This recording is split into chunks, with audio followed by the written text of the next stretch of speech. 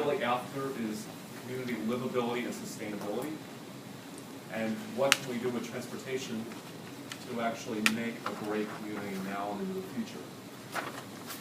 And so the question is, how can transportation support those broader goals? And when we talk about sustainability, at a minimum, there's three parts. It's an economic sustainability piece, it's environmental, and it's also social. And in our experience in Arlington over many, many years, long predates me, the answer is yes, we can actually make a better, more sustainable community, and transportation can play a really important role in that. Often, parking is left out of the equation. And it's really no surprise that parking was actually one of the later sections of the MTP that the board actually adopted. We started first with a policy outline, the policy document, which really laid out the big picture and built on Arlington's planning around the metro corridors, kind of the big picture policies. And then we tackled some other ones that we were more grounded in, like transit. In the county's old MTP, there was not a parking element. There wasn't a TDM element. So I think we've been on a journey as a community, and I think we recognize that both the on-street and off-street parking is integral to the county's transportation infrastructure and operations. And we're involved in this, what I call a purposeful shift.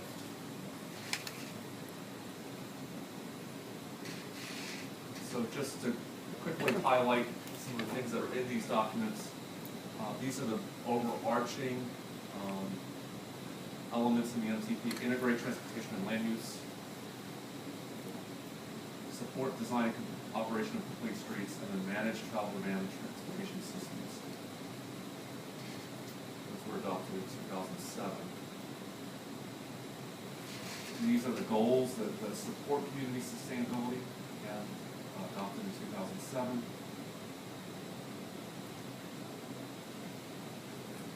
And a lot of them really inform the discussion we're having over the next couple of months in this group. To move more people without more traffic, manage effectively and efficiently. So now I'm going to talk about sort of what's happening in transportation and some of these purposeful shifts. One that's been underway at least for 7 or 8 years is how we manage the right-of-way. When we started the MTP revision, streets were defined curb to curb, and the streets were principally for cars. So we've been making this transition. We now define them to building face, much closer coordination, collaboration with CPHD in terms of site plans, use permits, how the infrastructure meets the building. We've shifted to thinking about capacity as vehicle throughput, so really how do we move people? And we're looking at safety across various forms of travel. It means repurposing right-of-way, that we may have pavement that can be used another way, or there might be curb space that is used for parking for long-term vehicle storage, and maybe it's better positioned as a bus stop or a car share vehicle. And then also including, I apologize for the spelling error there, inclusion of environmental enhancements. Stormwater, tree canopy are really big items for us to try to make Arlington sustainable. Lots of changes in technology weren't really very much on the radar screen when we started the MTP process. We're in the process of building out a fiber optic network. Along almost all of our arterial streets, most of our metro station areas will be connected. Many different data sources. Lots of information sharing, moving towards real-time transit, real-time data collection from the field, vehicles, bike, travel, walking, and then very different opportunities for sharing that data. some of this even came out yesterday, the inauguration. We had only 12 CCTV cameras to be able to manage the streets closest to the bridges going into the district. We currently have 86. They proved incredibly valuable yesterday. Shortly, we will probably have close to 150. And the quality of what's coming in is much higher than what we had 4 years ago. So rapid change on the technology front. Also, lots of change with how we relate to customers and how customers want to get information. A lot of static information on the left side, and very few ways to actually have interaction with our travelers and customers. There's a pretty powerful shift to it's all about real-time traveler information. You can actually get information from your iPhone or Droid. One of the things that's been fascinating is using crowdsourcing to help us in making transportation decisions. Crowdsourcing was really popular in locating the next generation of bike share stations in Arlington, and we're now looking at that for other transportation initiatives. A lot of work is now being done on social media. Facebook is standard now. It wasn't even really on the radar screen when we adopted this document. Again, a lot happening on data collection and research.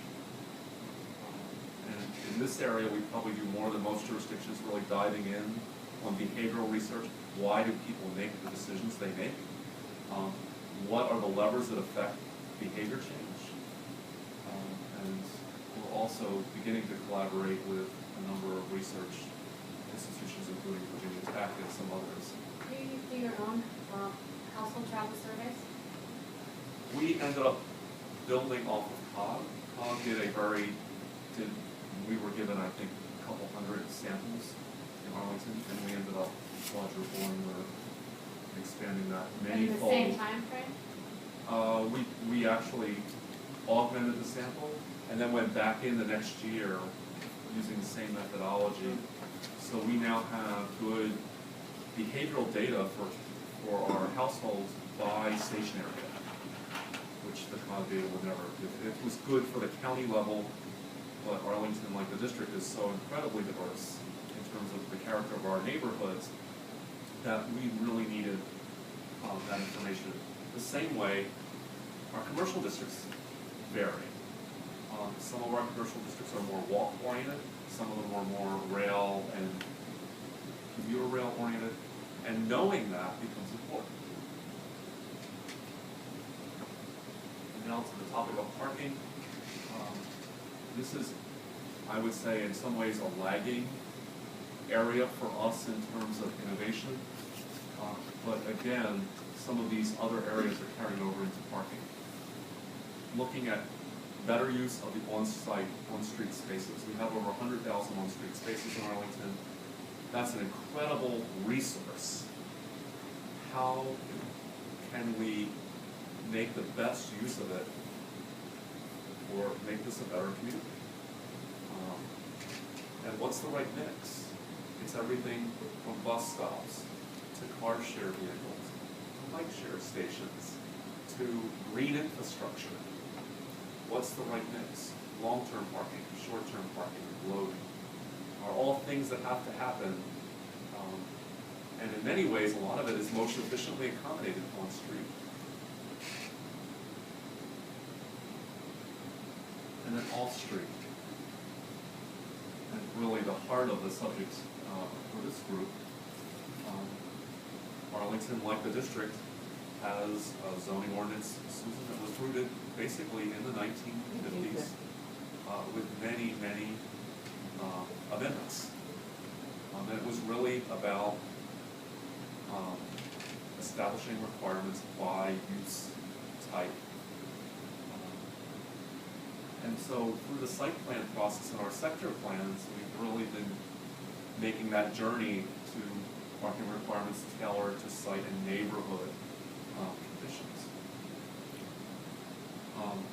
Most communities nationwide use ITE standard trip generation and parking for how much should be provided. It is an extremely suburban set of data sets, which is really about the isolated suburban use, the office use surrounded by a surface parking lot. The strip, there are various categories of strip retail centers, and it's hard to make a translation to what we're doing here, which is good mixed use neighborhoods where you are trying to build in lots of transportation choices. And this puts more burden on jurisdictions that want to move in another direction to collecting far more data. Actually, can I ask a question on that point? Sorry, Freddie. Harriet? Harriet, thank you, I'm sorry. Harriet, does DC do its own studies of mode split, sort of an ITE equivalent study of what you actually experience downtown? Have you studied downtown office buildings to see what the mode split actually is these days? We have mode split information that's probably not office building, definitely not office building by office building. We have almost 50% of all the trips taken in the district for all purposes are walk, bike, and transit. How do you know? From household transportation survey and other data. But that's data taken from district residents. How do you know about the commuters and their travel patterns? In addition to that. Can I let Dennis just finish, and then Sure. then we're going to go all three of them to answer questions.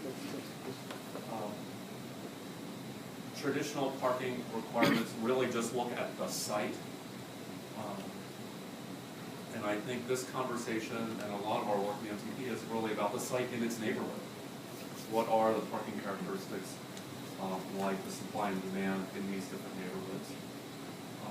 Traditionally, developers are responsible for addressing only motorists.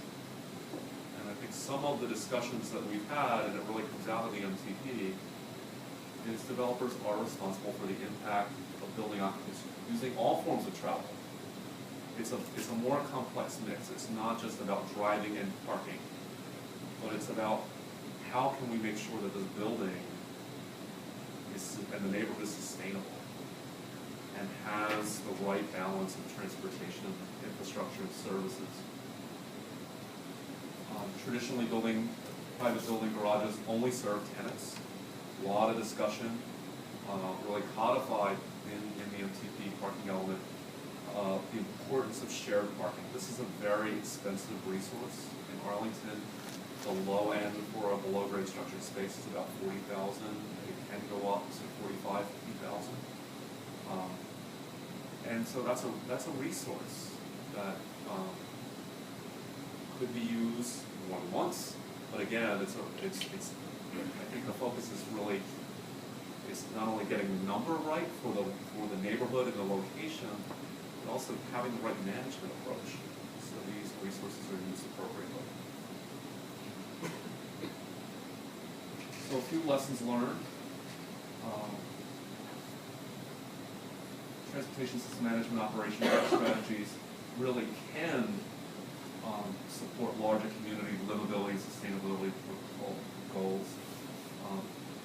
I think in Arlington we have a very clear policy direction in terms of land use and transportation.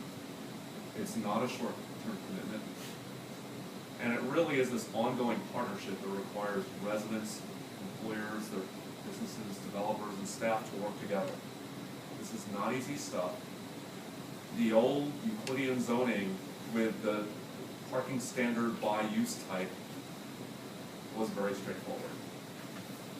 The path that we've been on, the journey, is one that has more complexity. It requires more data and more thoughtfulness to get it right. I think that's why we have this group that's going to work on this issue in the next 5 or 6 months.